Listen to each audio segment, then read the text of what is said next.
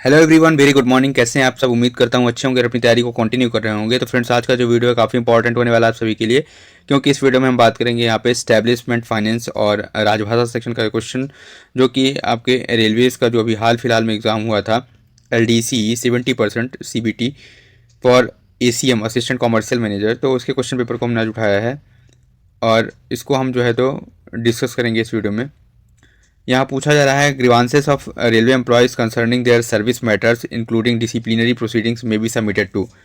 तो बात की जा रही है यहाँ पे ग्रीवांसेस ऑफ रेलवे एम्प्लॉयज़ की।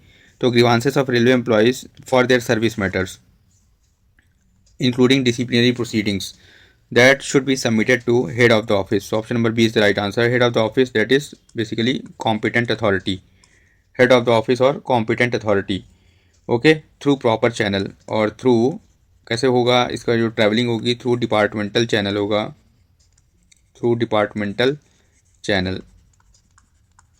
ओके, सीपी ग्राम्स पोर्टल इसका आंसर नहीं हो सकता, बिकॉज सीपी ग्राम्स के अंदर जो होते हैं बेसिकली क्या होते हैं, दैट इज पब्लिक ग्रीवांसेस होते हैं। ठीक है, so option number B is the right answer. Next question पे आते हैं। क्वेश्चन नंबर 109 की बात करेंगे। यहाँ पे पूछा जा रहा है for an employ who acquires disability after entering into railway service. Railway service में इंटर हो गया और उसके बाद क्या हो गया, डिसेबल हो गया। सो यहाँ पे क्या बोला जा रहा है, the seniority for promotion as PWBD is counted. तो यहाँ पे जो सीनियरिटी है फॉर प्रमोशन एज PWBD वह कब से काउंट होगी यहाँ पे। तो इसका आंसर क्या हो जाएगा, from the date of certification of disability. Basically आप इसके लिए रेफ़र कर सकते हैं RBE 74/2022। ठीक है, तो इसमें यहाँ लिखा हुआ है कि an employ who acquires disability after entering into railway service will entitle to get the benefit of reservation in promotion as PWBD. However, his seniority among PWBD will be counted from the date of certification of his disability.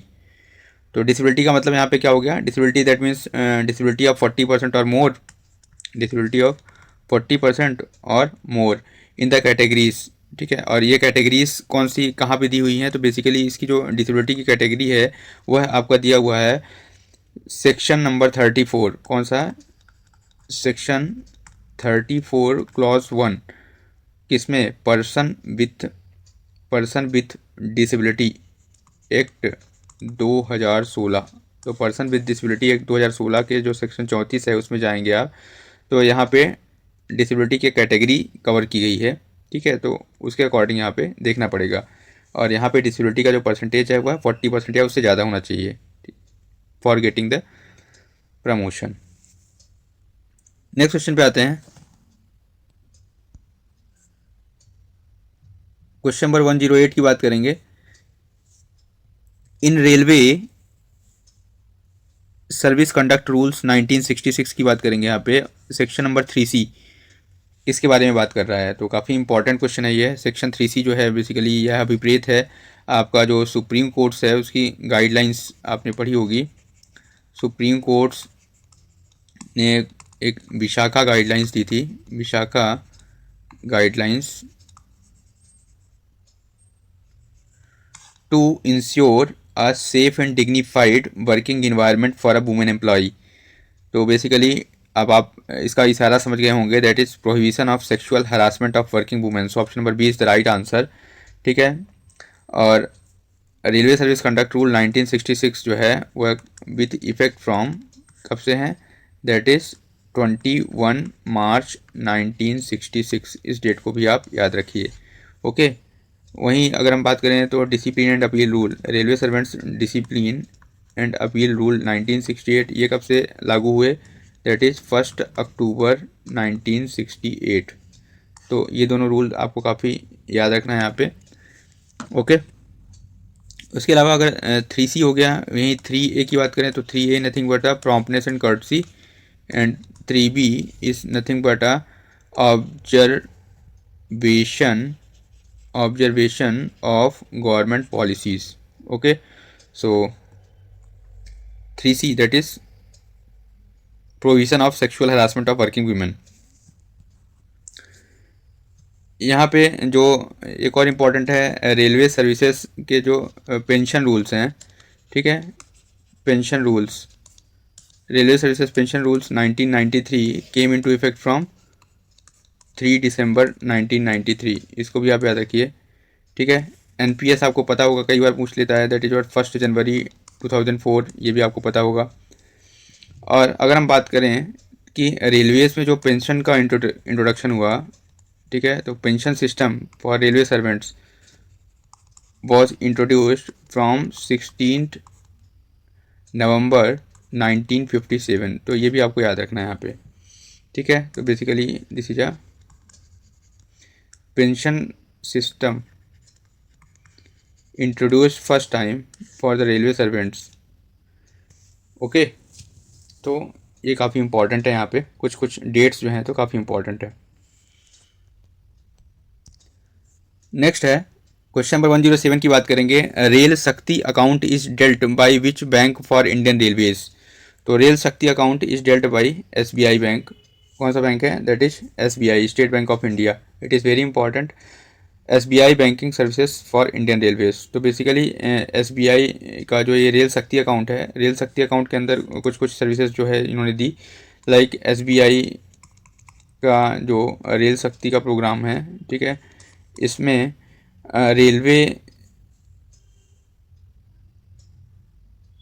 Railway के जो stations है, तो railway station में मतलब door to door collection हो गया, door to door collection type, या door step collection इसको बोले, door step collection of cash, ठीक है।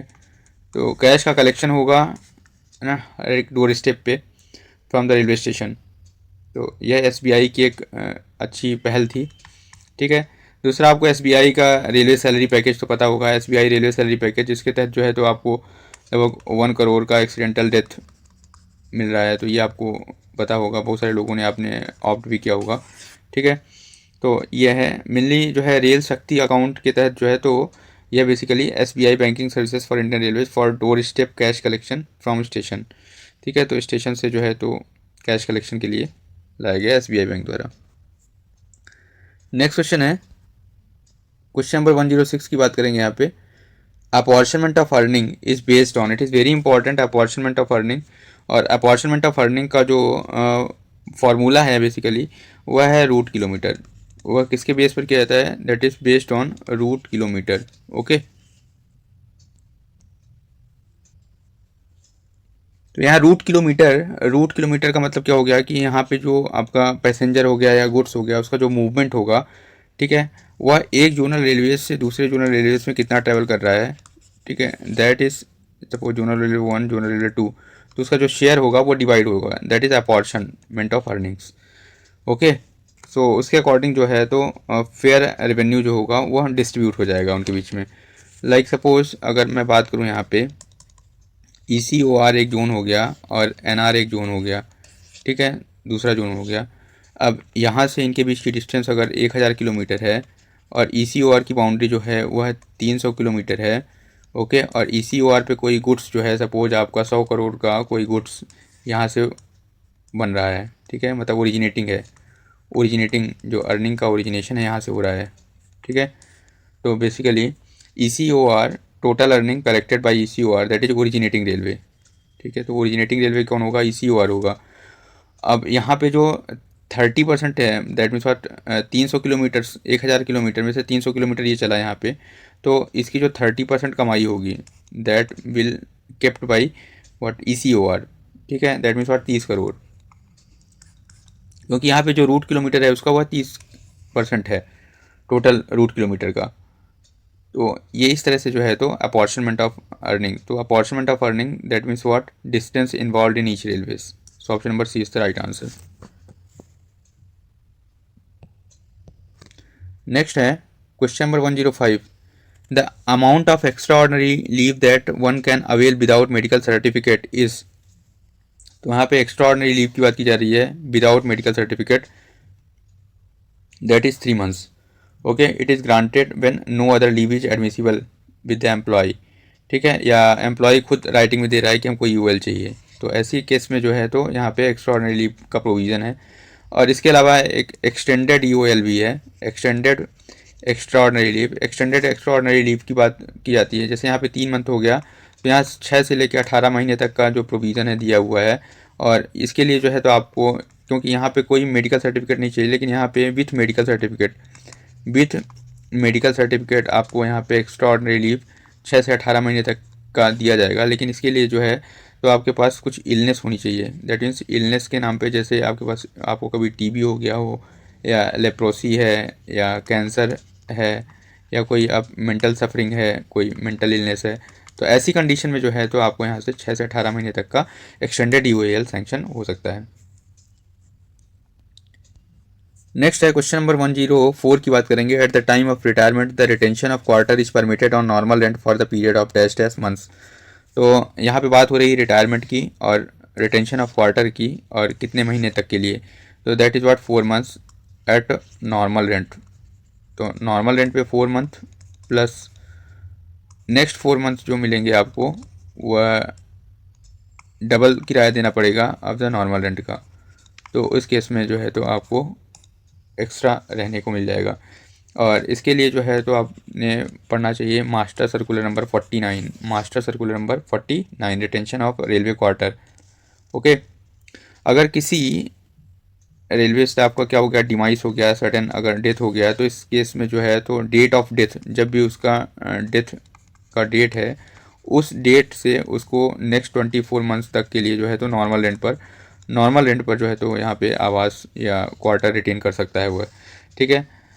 और इसके अलावा अगर कोई स्टाफ है, उसका जो है तो मे भी हो सकता है कि उसने रिजाइन कर दिया हो, रेजिग्नेशन का केस हो गया हो, रिजाइन कर दिया हो, या फिर वह डिसमिसल हो गया हो, या रिमूवल फ्रॉम सर्विस हो गया है, रिमूवल फ्रॉम सर्विस। इन तीनों केसेस में, रेजिग्नेशन, डिसमिसल और रिमूवल, तीनों केसेस में जो है तो केवल 1 मंथ का टाइम पीरियड मिल रहा है यहाँ पे, 1 month. Okay, 1 month on payment of normal rent. On normal rent पर जो है तो केवल 1 मंथ में जो है तो उसको अगले खाली करना है, रिटेंशन अलाउड है। तो ये काफ़ी इंपॉर्टेंट है कुछ। नेक्स्ट क्वेश्चन है यहाँ पे, क्वेश्चन नंबर 103 की बात करेंगे। That is the charges relating to maintenance and repair which are incurred after a line is opened for a traffic or allocated to. तो यहाँ पे देखिए मेंटेनेंस और रिपेयर की बात की जा रही है, which are incurred after a line is opened for traffic. तो अगर लाइन यहाँ पे ओपन हो गई for traffic, that means line का कॉमर्शियल यूज स्टार्ट हो गया, ठीक है। तो अगर कॉमर्शियल यूज स्टार्ट हो गया, दैट मीन्स यहाँ पे यह इसका जो रिपेयर मेंटेनेंस का खर्चा है वो कहाँ से जाएगा, रेवेन्यू से जाएगा। नेक्स्ट क्वेश्चन पे आते हैं, question number 10T, what is the full form of LIMS. It is very important और बहुत सिंपल है, काफ़ी इंपॉर्टेंट भी है। LIMS that means what, legal information management and briefing system. Legal information management and briefing system, option number B is the right answer. Basically आपको पता होगा यहाँ की ministry of law and justice है, ministry of law and justice. Ministry of law and justice के अंदर में एक डिपार्टमेंट काम करता है, that is department of legal affairs, department of legal affairs. Okay, और यह डिपार्टमेंट ऑफ लीगल अफेयर्स जो होता है बेसिकली यह क्या करता है, it centralises the data for court cases, ठीक है। It centralises the data for court cases where union of India, जहाँ पे इंडियन गवर्नमेंट जो है वह एक पार्टी है, is a one of the party, चाहे वह सुप्रीम कोर्ट हो, चाहे वह हाई कोर्ट हो, चाहे वह डिस्ट्रिक्ट कोर्ट हो, ठीक है। तो इन सब का एक सेंट्रलाइज डेटाबेस जो है तैयार होता है, ठीक है, in the form of what, कहाँ पे होता है वो, लिम्स में, that is legal information management and briefing system. Next question पे आते हैं, question number 101, which are the following plan heads are wrongly matched. It is very important. Plan heads की बात करें तो प्लान हेड्स 15 जो है यही रॉन्गली मैच्ड है, क्योंकि 15 की बात करेंगे तो दैट इज़ डबलिंग। 15 किस लिए है, 15 is doubling. Planet 11 that is new line. Planet 53 that is passenger amenities and other railway users amenities, passenger and other railway users amenity. अब इसका नाम चेंज हो गया है, ठीक है। 51 दैट इज स्टाफ वेलफेयर, आपको पता होगा staff welfare. Okay, 14 that is gauge conversion, 16 that is traffic facilities. Okay, 31 that is track renewables. तो इस तरह से जो है 17 कंप्यूटराइजेशन। नेक्स्ट क्वेश्चन पे आते हैं, question number 100। In case of transfer on request of a railway servant from one railway to another railway the seniority will be. It is very important. और इस क्वेश्चन का जो आंसर है ये सबको पता होगा, इसमें कोई ज़्यादा नई चीज़ नहीं है, ठीक है। क्योंकि इन केस ऑफ ट्रांसफ़र, अगर ऑन रिक्वेस्ट ट्रांसफ़र है यहाँ पे from one railway to another railway, then in this case में seniority will be lost and basically हम यहाँ पे पहुँच जाते हैं below that of existing confirmed temporary और and officiating employees in relevant grade in the promotion group of new establishment. तो ये काफ़ी इंपॉर्टेंट है यहाँ पे। सबसे पहले बात यहाँ पे कि अगर कभी भी अगर हमारा यहाँ पे ट्रांसफ़र होता है तो seniority will be fixed at bottom of the seniority list in the relevant grade on the date the employee join the new unit.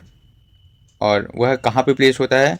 Below all existing permanent and officiating staff, ठीक है। तो जितने भी permanent और officiating staff होते हैं उनके just नीचे प्लेस्ड होता है, जो कि वहाँ पहले से हैं उनके नीचे उस सेम ग्रेड पे। तो ये आपको याद रखना है यहाँ पे। तो वो सिंपल सा आंसर हो जाएगा, दैट इज़ 100। नेक्स्ट है क्वेश्चन नंबर 99 की बात करेंगे। CCL, it is favourite question, फिर से आएगा एग्जाम में। Child care leave, it is very important. और आपको पता होगा कि मैक्सिमम जो है इसकी sanction that is what 730 days है पूरे सर्विस पीरियड में, ड्यूरिंग इंटायर सर्विस पीरियड। और यह जो है तो फीमेल एम्प्लॉयज़ और सिंगल मेल रेलवे सर्वेंट्स जो हैं, female and single male railway servants, उनके लिए यहाँ पे प्रोविज़न रखा गया है, ठीक है। To take care of 2 eldest surviving children, to take care of 2 eldest surviving children, ठीक है। अब यहाँ पे चिल्ड्रन की एज अगर बात कर लें तो 18 ईयर से कम होनी चाहिए एज। और अगर चिल्ड्रन आपका दिव्यांग है, ठीक है, या डिसेबल्ड है, तो डिसेबल्ड के लिए कोई एज क्राइटेरिया नहीं है, डिसेबल्ड फॉर एनी एज, ठीक है। तो डिसेबल के लिए कोई क्राइटेरिया नहीं है। लेकिन अगर जनरली अगर सन या डॉटर है तो इस केस में बेसिकली अगर less than 18 years of age, ठीक है, नॉर्मल चाइल्ड के लिए, फॉर नॉर्मल के लिए, ठीक है, लेस दैन 18 तक ही अलाउ है। ओके, कुछ और इम्पोर्टेंट पॉइंट इसमें देख लेते हैं कि जैसे 365 जो है तो पहली फुल पेड रहेगी फर्स्ट 365 के लिए, और सेकंड जो 365 होगा उसमें जो है आपको 80% ऑफ, जो 80% है आपका सैलरी वो मिलेगा। तो ये इम्पॉर्टेंट पॉइंट है, ठीक है। इसके अलावा CCL can be combined with any other kind of leave for maximum of 1 year, ठीक है। एक साल में आप कितनी CCL ले सकते हैं? तो ओनली 3 टाइम्स, है ना। एक साल में आप जो है तो केवल 3 बार CCL ले सकते हैं। और एक बार में अब कम से कम 5 दिन का CCL तो लेना पड़ेगा, ठीक है। मोर देन 5 डेज CCL, ठीक है। 5 दिन से कम का CCL नहीं मिलेगा एक बार में, इन एवरी टाइम और इन ईच टाइम, ठीक है। तो ये लेना पड़ेगा आपको, ठीक है। और जैसा कि छुट्टी के साथ है कि वह जो है it can not be demanded as right, तो ये तो इम्पोर्टेंट है ये आपको।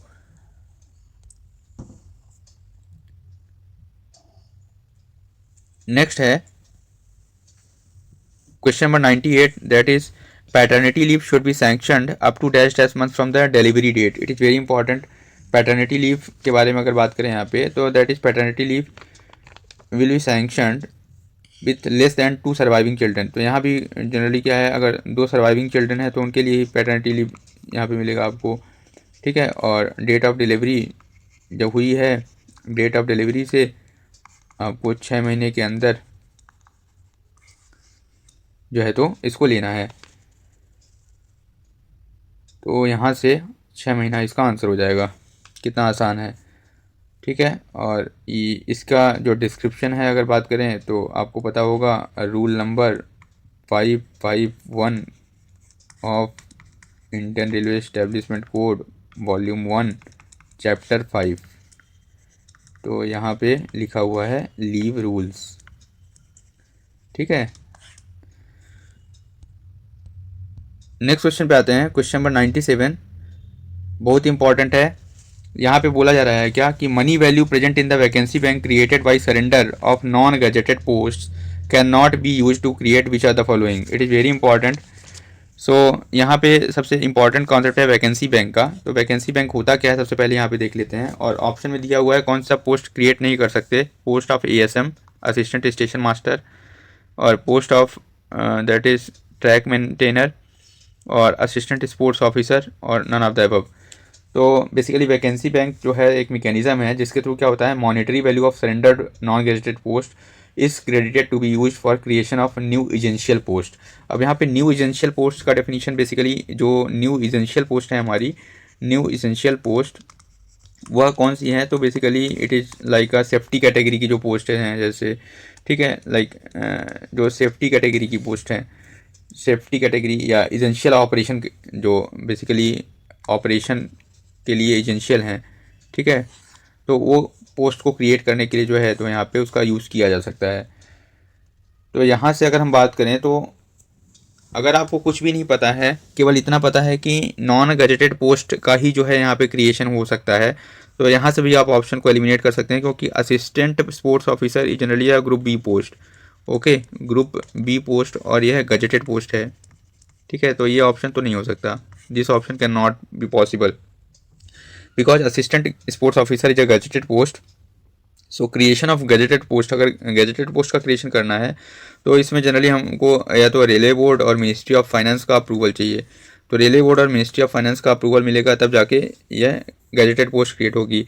ओके, सो यहाँ से अगर हम बात करें और बेसिकली इन जो गजेटेड पोस्ट है इसके क्रिएशन के लिए जो है तो जोन का या डिवीज़न का फंड यूज़ नहीं किया जा सकता। ओके, बिकॉज यहाँ से जो नॉन गजेटेड पोस्ट सरेंडर हो रही है या तो कहीं किसी जोन से हो रही होगी, और जोन के अंदर बेसिकली डिवीजन आता है तो या डिवीजन से हो रही होगी, तो it will be the violation. Okay, so option number C is the right answer.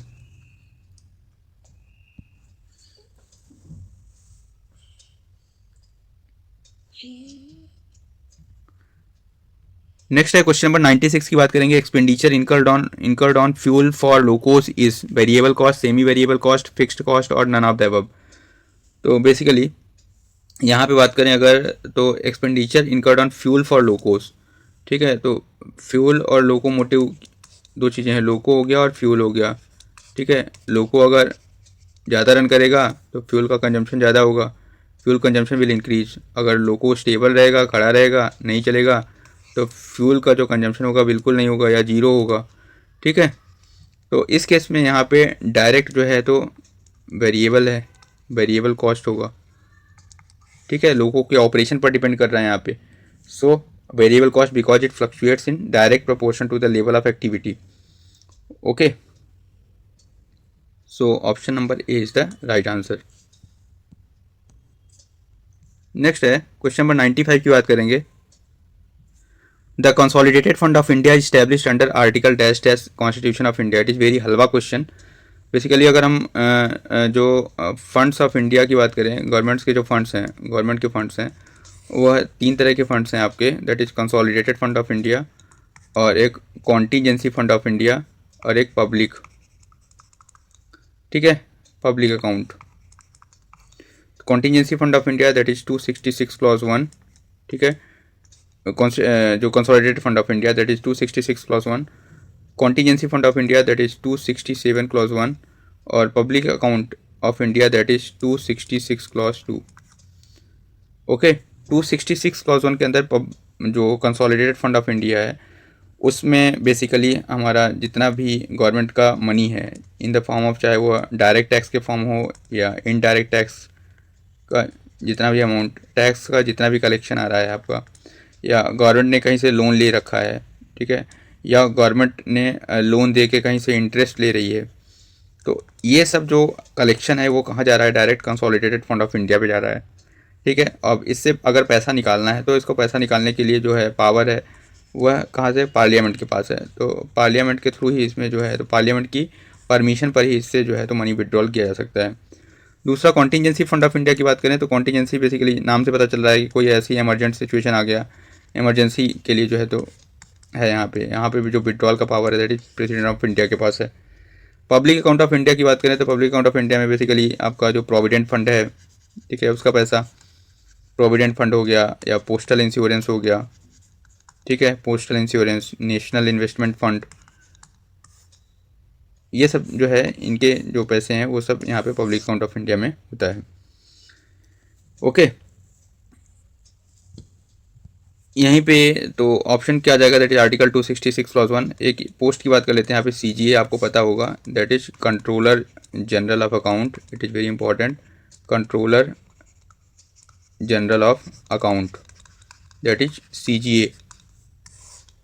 Basically CGA controller general of account, यह department of expenditure, department of expenditure एक डिपार्टमेंट है, कहाँ पे, मिनिस्ट्री ऑफ फाइनेंस के अंदर, ठीक है। वहाँ का यह व्यक्ति है, काफ़ी इंपॉर्टेंट व्यक्ति है सरकार के लिए, क्योंकि he is the what principal accounting adviser of government of India है, ठीक है। तो CGA काफ़ी इंपॉर्टेंट पोस्ट है, यह अकाउंटिंग एडवाइज़र है of the government of India. और CAG तो आपको पता है, that is controller and auditor general, controller and auditor general of India. Okay, that is under article 148। It is very important. Next है question number 94। पूछा जा रहा है, reply to draft para must be sent under the personal signature of. It is very important कि यहाँ draft para का जो reply देना है वह किसके सिग्नेचर पर देना है। तो reply to draft para must be sent under the personal signature of what, GM। So option number B is the right answer. Basically यह जो है आपका जो चैप्टर 9 है, चैप्टर 9 ऑफ फाइनेंस कोड पे जाएंगे तो यहाँ पे DP है, that is draft para, and जो PDA है, that is principal director of audit, principal director of audit sends draft para to GM को सेंड करते हैं, and also simultaneously send its copies, और कॉपी टू दे देते हैं किसको, copy to PFA and PHOD of concern department, okay. तो याद रखना है आपको कि PDA जो है ड्राफ्ट पैरा किसको देते हैं यहाँ पे, GM को, और कॉपी टू कर देते हैं PFA and PHOD of concern department. अब यहाँ पे 6 वीक का टाइम होता है, that is what 6 weeks. Time limit to reply by PFA, okay, and a reply, and this reply should have the approval of PHOD and as well as personal approval of GM, ठीक है। तो यहाँ पे इन दोनों का approval भी चाहिए होता है कि PHOD और GM, इन दोनों का, GM का पर्सनल अप्रूवल हो, ओके। तो ये काफ़ी इंपॉर्टेंट है। एक टर्म आता है यहाँ पे प्रोविजनल पैरा, ठीक है, और प्रोविजनल पैरा के लिए जो यहाँ पे टाइम लिमिट्स है ये भी इंपॉर्टेंट है, वह कितना है, 2 वीक है, कितना है, 2 वीक्स ओनली। सो ये पॉइंट इंपॉर्टेंट है। So 2 weeks to furnish the reply by zonal railways to railway board with the approval of GM। Next है question number 93। Which are the following is not defined as the penalty under railway servants discipline and appeal rule 1968। It is very important. Discipline and appeal rule 1968 पढ़ लिया है आपने, तो warning इसका right answer हो जाएगा, वो सिंपल है, ठीक है। और आपको पता होगा कि रूल नंबर जो 6 है उसके अंदर पेनाल्टीज डिफाइंड है। क्वेश्चन नंबर 92 की बात करेंगे। As per railway servants discipline and appeal rule 1968 in normal circumstances which are the following person is not permitted to be engaged as a defence counsel. तो यहाँ पे बात हो रही है डिफेंस काउंसिल की, या इसी को बोल सकते हैं डिफेंस हेल्पर, तो डिफेंस हेल्पर की बाय द चार्ज एम्प्लॉई। तो another serving railway employee from the same office, retired railway servants, legal practitioner is not allowed, okay. So defence council की अगर बात करें यहाँ पे, तो अगर कोई सर्विंग रेलवे एम्प्लॉई है तो सर्विंग रेलवे सर्वेंट्स के लिए जो है, अगर कोई सर्विंग है तो इस केस में 3 नंबर ऑफ केसेस परमिटेड हैं उसके लिए। एक फ्रिक्वेंसी भी याद कर लेते हैं यहाँ पे, 3 number of cases in same zonal railways these are permitted. और अगर कोई सपोज रिटायर्ड है, और अगर कोई रिटायर्ड रेलवे सर्वेंट है, तो इस केस में ही मस्ट नॉट, और साथ में he must not involve in cases at the investigation stage. तो उसके लिए जो यहाँ मौका है वह कितना है, मैक्सिमम जो केसेस हैं, मैक्सिमम यहाँ पे 3 केसेस हैं, यहाँ पे मैक्सिमम जो केसेस हैं वह 7 नंबर ऑफ केसेस हैं, 7 number of cases at any given time at any zonal railways, at any zonal railways. और यहीं पे अगर ट्रेड यूनियन की बात करें तो trade union has no such limit, no limit, that is unlimited, ही कितने का भी डिफेंस हेल्पर बन सकता है वो, ठीक है। In same zonal railways, in same zonal railways. Legal practitioner के साथ में इशू है थोड़ा सा कि he can not represent the employee unless the presenting officer is also a legal practitioner, या यहाँ पे जबकि डिसिप्लिनरी अथॉरिटी उसको परमिट नहीं कर सकता, नहीं करता। नेक्स्ट है question number 91, what is the full form of JRTI। तो जोनल रेलवे ट्रेनिंग इंस्टीट्यूट्स आपको पता होगा यहाँ पे, that is zonal railway training institutes, that is option number B is the right answer. Next है क्वेश्चन नंबर 90 की बात करेंगे, थोड़ा फास्ट जाएंगे वीडियोस में क्योंकि क्वेश्चन उतने दमदार नहीं है यहाँ पे। Under which rule of the railway servants discipline and appeal rule 1968 penalties that can be imposed on any railway servants are rule 5, rule 6, rule 3 and. तो रूल 6 आपको बता दिया था मैंने, रूल 6 बेसिकली पेनाल्टी के लिए बना हुआ है यहाँ पे, ठीक है। रूल 5 के अंदर आपने देखा होगा रेलवे सर्वेंट्स में placed under suspension, suspension of railway servants, ठीक है।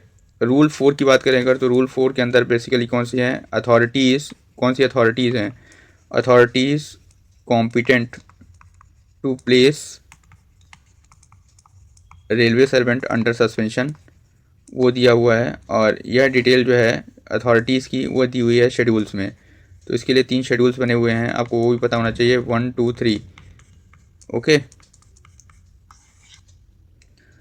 तो ये इंपॉर्टेंट है। रूल नंबर 3 की बात करें अगर, तो रूल नंबर 3 बेसिकली क्या है, एप्लीकेशन पार्ट है, application of railway servants discipline and appeal rule 1968। इसका एप्लीकेशन कहाँ पे है, तो एप्लीकेशन जो है बेसिकली कहाँ पे है, तो इसके लिए हम देख सकते हैं कि एप्लीकेशन कहाँ पे नहीं होता, ठीक है। तो बेसिकली जो member of all India services हैं, member of all India services, वहाँ पे अप्लाई नहीं होता। ऑल इंडिया सर्विसेज का मतलब है IAS, IPS, IFS, IPS, IAS, Indian administrative service, police service और इन फॉरेस्ट सर्विस, यहाँ पे अप्लीकेबल नहीं होता इनके मेंबर्स के लिए। मेंबर ऑफ़ RPF के लिए भी अप्लीकेबल नहीं है, मेंबर ऑफ़ RPF के लिए अप्लीकेबल नहीं है। या प्रेसिडेंट ने किसी को नोटिफाई कर दिया है, प्रेसिडेंट में बाई ऑर्डर, प्रेसिडेंट ने अगर प्रेसिडेंट ऑफ इंडिया ने किसी को नोटिफाई कर दिया है तो वो नहीं है। अप्रेंटिस पे भी लागू नहीं होता, ठीक है, अप्रेंटिस पे भी यह लागू नहीं होता। तो ये कुछ इंपॉर्टेंट पॉइंट थे। नेक्स्ट है क्वेश्चन नंबर 89 की बात करेंगे। CP ग्राम्स, देखिए अभी बात कर रहे थे, लास्ट क्वेश्चन जो था हमारा जहाँ से स्टार्ट करी थी, तो CP ग्राम्स का जो फुल फॉर्म है that is centralised public grievances redress and monitoring system, option number C is the right answer, okay. तो काफ़ी इंपॉर्टेंट है CP ग्राम्स। और CP ग्राम्स जो है बेसिकली एक ऑनलाइन प्लेटफॉर्म है for Indian citizens to launch their complaints against government department, और इसको जो है डेवलप किया गया था इन द ईयर 2007 में। कब किया गया था, 2007 में CP ग्राम्स को डेवलप किया गया था। इसको किया किसने था, बाय NIC एंड DARPG, ठीक है, डिपार्टमेंट ऑफ, यहाँ पे क्या है बेसिकली ये ग्रीवांसेस का पोर्टल है, ठीक है। तो यहाँ पे थोड़ा सा आप देख लीजिए। नेक्स्ट क्वेश्चन नंबर 88 की बात करेंगे। ये हमने अभी पढ़ाया था, अभी हाल फिलहाल में मैंने आपसे occupational safety health and working condition code 2020 पढ़ा था हमने, ठीक है। और इसमें जो है पूछा जा रहा है कि अंडर 6 ईयर्स के जो यहाँ पे क्रिश है, या क्रिश प्रोनाउंसिएशन के लिए सॉरी, तो कोई भी रेलवे स्टैब्लिशमेंट है तो वहाँ पे number of women workers employed कितने होने चाहिए, तो मिनिमम कितने होने चाहिए, 50। फैक्ट्री एक्ट 1948 के अंदर जो है यह नंबर कितना था, 30 था फॉर क्रिश फैसिलिटी, ठीक है। और यहाँ पे जो है तो this facilities for 50 employee, so option 50 is the right answer. It is very important, आपको याद रखना है। नेक्स्ट है क्वेश्चन नंबर 87 की बात करेंगे। Under the railway staff benefit fund what is the allocation given in rupees for sports activities, very important. Sports activities के लिए जो है तो यहाँ पे कितना पैसा एलोकेट किया गया है, तो आपको पता होगा staff benefit fund, very important, that is staff benefit fund इसमें जो 800 रुपये का एलोकेशन होता है, ठीक है, 800 रुपये, और इसमें जो टोटल हेड हैं वो कितने हैं, 15 हेड हैं टोटल। तो 15 हेड में 800 रुपये को बांटा जाता है। अब इसमें अगर 15th हेड की बात करूँगा तो काफ़ी इंपॉर्टेंट है, यह जो है promotion of mental health and wellbeing of employees है, ठीक है। तो यहाँ पे जो मेंटल हेल्थ के लिए दिया हुआ है दैट इज़ 17 रुपये, ठीक है। तो 17 रुपये for promotion of mental health and wellbeing of employees. Okay, sports activity की बात करें तो स्पोर्ट्स एक्टिविटी के लिए बेसिकली जो है आपका 30 रुपीज़ दिया हुआ है, कितना है, 30 रुपये। So option number C is the right answer. 36 जो है आपका basically recreational facilities at institutes and club के लिए दिया हुआ है। तो recreational facilities, okay, recreational facilities at institutes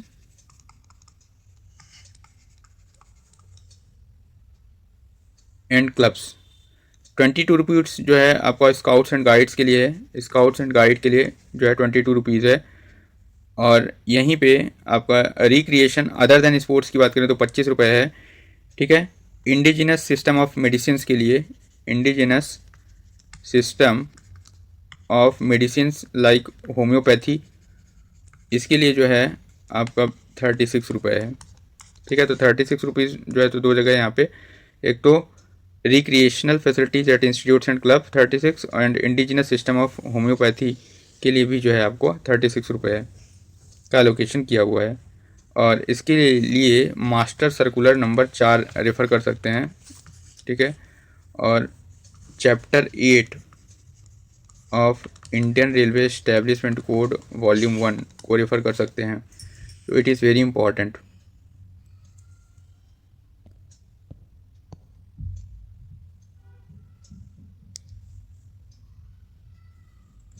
next है question number 86, what is the percentage of additional pension given to retired railway employee after crossing the age of 95 years to 100 years. So additional pension का जो provision यहाँ पे किया गया है for crossing the age of 95 years to 100 years, तो that is what 50% of revised basic pension. So option number C is the right answer. Okay,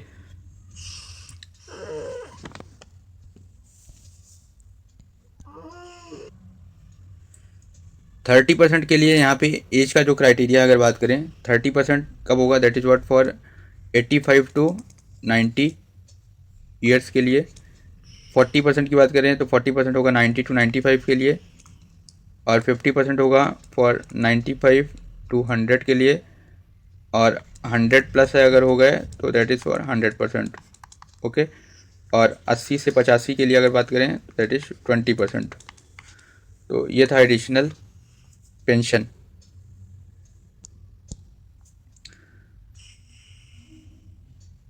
next है question number 85, in case of transfer involving a change of station located at a distance of more than 20 kilometres, तो CTG कितना मिलेगा। तो इस case में CTG वही normal rate ही है, that is what 80% of last month's basic pay. Okay, that is the CTG. तो ये भी काफ़ी सिंपल क्वेश्चन है। नेक्स्ट क्वेश्चन है, as per the railway servants hours and work and period of rest rules 2005 the standard hours of duty for railway servants coming under intensive categories. Intensive categories के लिए आप सभी को पता है कि hours of work and period of rest rules 2005 है, उसके अंदर जो है तो क्लासिफिकेशन कैसे किया गया है, इंटेंसिव कैटेगरीज, कंटिन्यूअस और एजेंशियल इंटरमिटेंट्स और एक्सक्लूडेड, 4 कैटेगरीज में जो है तो डिवाइड किया गया है। अब यहाँ पे इंटेंसिव कैटेगरीज की बात करें तो इसके लिए जो है यहाँ पे 42 आवर्स डेडिकेटेड हैं, 42 आवर्स पर वीक। तो option number C is the right answer. Okay, और hours of work and period of rest rules जो है came into effect from 28 February 2005। Next है, which are the following are included as head और activity of railway staff benefit fund. It is very important. मैंने आपको बताया है यहाँ पे कि टोटल जो है इसमें 15 हेड हैं, कितने हैं, 15 हेड हैं टोटल, और 15th हेड को मैंने आपको बताया, ठीक है। टोटल 15 हेड हैं। तो इसमें वीमेन एम्पावरमेंट एक्टिविटीज़ है, इंडिजिनस सिस्टम ऑफ मेडिसिन है, promotion of mental health and wellbeing है जो कि 15th नंबर का ही है, ठीक है। तो सभी हैं, all of the above is the right answer. Next है क्वेश्चन नंबर 82 की बात करेंगे। यहाँ पूछा जा रहा है, maximum tenure for chief information commissioner is. तो मैक्सिमम टेन्योर जो होता है चीफ इन्फॉर्मेशन कमिश्नर का वह कितना होता है, दैट इज़ 3 ईयर्स। तो none of the above is right answer हो जाएगा और इसका आंसर हो जाएगा दैट इज़ 3 ईयर्स। ओके, यह आंसर गलत है, यहाँ पे 5 ईयर्स दिया हुआ है, 5 ईयर्स पहले हुआ करता था। नाउ एट प्रेजेंट जो है यह 3 ईयर्स, या फिर वह जब भी 65 ईयर्स की एज में पहुंच जाए, जो भी पहले हो जाएगा दैट उस केस में वह रिटायर्ड हो जाएगा। ठीक है, और इसके लिए रेफ़र कर सकते हैं आप यहाँ पे RTI रूल्स 2019। ठीक है, इसमें 2019 में एक अमेंडमेंट हुआ था, RTI रूल्स 2019 लाई थी government of India. So basically इसके अंदर बोला गया कि चीफ इंफॉर्मेशन कमिश्नर जो है और not eligible for reappointment, although information commissioner can be appointed as chief information commissioner for a total combined term not exceeding 5 years. Okay, यहाँ पे सैलरी की बात कर लें तो 2,50,000 का अच्छा खासा सम है यहाँ पे फॉर CIC, एंड 2,25 जो है वह किसके लिए है, फॉर इंफॉर्मेशन कमिश्नर के लिए। तो ये काफ़ी इंपॉर्टेंट है यहाँ पे, आपको बता दिया था इसका मैंने, जब अभी हाल फिलहाल में मैंने अभी वाला वीडियो जो बनाया है RTI एक्ट 2005, उस वीडियो को आप रेफ़र कर सकते हैं। तो उसमें थोड़ा और डिटेल में बताया हुआ है कि कौन सी कमेटी है जो इसके उसको रिकमेंड करती है। इसको बेसिकली दिस इज़ इलेक्टेड और नॉमिनेटेड, क्या बोलेंगे, बेसिकली यह नॉमिनेशन होता है यहाँ पे, और अपॉइंटमेंट जो होता है, इसका अपॉइंटमेंट किसके द्वारा किया जाता है, जिस अपॉइंटेड बाई, अपॉइंटमेंट जो होता है ये प्रेसिडेंट ऑफ इंडिया के द्वारा होता है। ठीक है, और किस बेस पर होता है, कमेटी होती है उसके रिकमेंडेशन पे होती है, 3 मेंबर कमेटी होती है। 3 मेंबर कमेटी में बेसिकली एक प्राइम मिनिस्टर होते हैं, leader of opposition from Lok Sabha होता है, तीसरा एक कैबिनेट मिनिस्टर होता है जो कि नॉमिनेटेड होता है बाय द प्राइम मिनिस्टर। तो 3 मेंबर कमेटी के द्वारा जो है तो इसका नॉमिनेशन किया जाता है। It is very important. Next है क्वेश्चन नंबर 81 की बात करेंगे। The reply to the applicant making for information by the public information officer under RTI Act 2005 to be provided within 30 days. It is very important, very simple. Option number A is the right answer. Next question है, RTI act अभी पढ़ाया मैंने, देखिए 2 question आ गए वहाँ से। Where is the Mahatma Gandhi international Hindi university located. तो Mahatma Gandhi international Hindi university बात करें अगर, तो ये कहाँ पे है, वर्धा में है। It is very important. Okay, located at Wardha Maharashtra, established in the year 1997, और बेसिकली it is a centralize university, central university है, ये भी आपको याद रखना है यहाँ पे।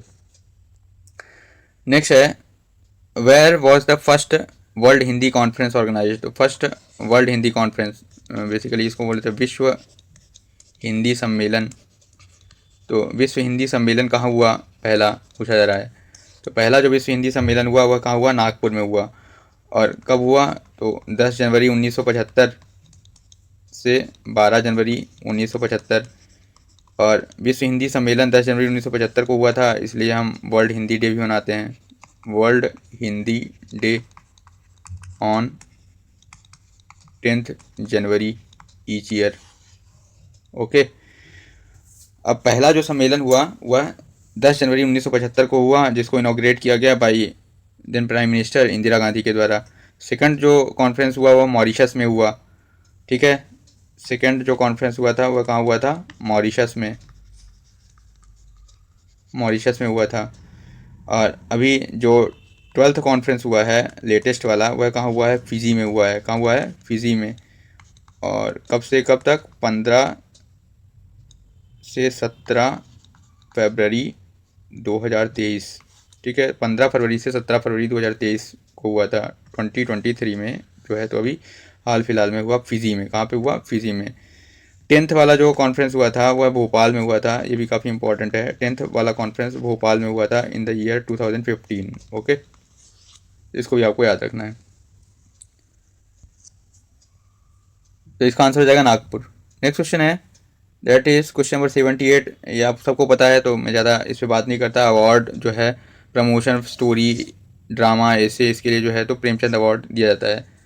नेक्स्ट क्वेश्चन पे आते हैं, Praveen course is considered as equivalent to Hindi as second language of what. तो Praveen course basically 8th standard के लिए हो गया यहाँ पे।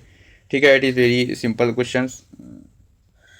नेक्स्ट क्वेश्चन पे आते हैं, the staff of central government officers is deemed to have acquired a working knowledge of Hindi. तो वर्किंग नॉलेज ऑफ हिंदी की अगर बात करें यहाँ पे, तो वर्किंग नॉलेज ऑफ हिंदी आपने पढ़ रखा है OLR ऑफिशियल लैंग्वेज रूल 1976। तो इसमें रूल नंबर 9 और रूल नंबर 10 देख लेंगे। रूल नंबर 9 के अंदर क्या लिखा हुआ है, basically that is what, proficiency in Hindi, proficiency in Hindi. ठीक है, PH। और रूल नंबर 10 है that is working knowledge of Hindi. ठीक है, तो working knowledge of Hindi that is rule number 10। Okay, working knowledge of Hindi और प्रोफिशिएंसी इन हिंदी। तो यहाँ से that is 80% is the right answer. Next है क्वेश्चन नंबर 75, पूछा जा रहा है optional use of Hindi in a high court of state में be authorise by. It is very important. Optional use of Hindi यहाँ पे दिया जा रहा है of a state. Optional use of Hindi in a high court of a state में be authorise by. So option रहेगा governor of the state with prior consent of president of India. It is very important क्योंकि हमारा जो article है, article कौन सा है 348 clause 2, और आपका जो ओला है ऑफिशियल लैंग्वेज एक्ट 1963 उसका सेक्शन नंबर 7 है। ठीक है, तो section 7 of Ola and 348 clause 2 ये दोनों यह बोलते हैं कि जो गवर्नर है वह ऑथराइज कर सकता है टू यूज़ द हिंदी और the states official language in high court proceedings. ठीक है, और इंक्लूडिंग जजमेंट्स में हो सकता है डिक्रीज और order, and this authorisation must have the prior permission और prior consent of president of India. It is very important कि प्रेसिडेंट की प्रायर परमिशन लेनी होगी गवर्नर को, है ना, to authorise. So it is very important. Next question है question number 74, that is communication between central government officers may be in Hindi और English. Okay, so option number is the right answer. It is very important, very simple. Next है question number 73, the directive of development of Hindi language is contained in article 351। It is very simple. Next one is Article 120. Article 120 of the Constitution of India deals with what? That is language to be used in Parliament. Language to be used in Parliament. So option number A is the right answer. Okay. Next question है question number 71. The following is related to the section 4 of the Official Language Act OLA 1963. तो ओला 1963 का section 4 जो है आपका basically क्या है, that is constitution of committee on official language. तो option number B is the right answer. Next question पे आते हैं question number 70, what is the time limit. So यहाँ तक जो है तो आपका ये सेक्शन कंप्लीट हुआ। तो हमने इस वीडियो में टोटल जो है तो 40 क्वेश्चंस डिस्कस किए। वीडियो आपको कैसा लगा? वीडियो अगर अच्छा लगा हो तो अपने फ्रेंड्स एंड कलीग के साथ ज़रूर शेयर करें, और साथ में आपको अच्छा सा good luck for your exam preparation. Thanks for watching this video. Have a nice day friends.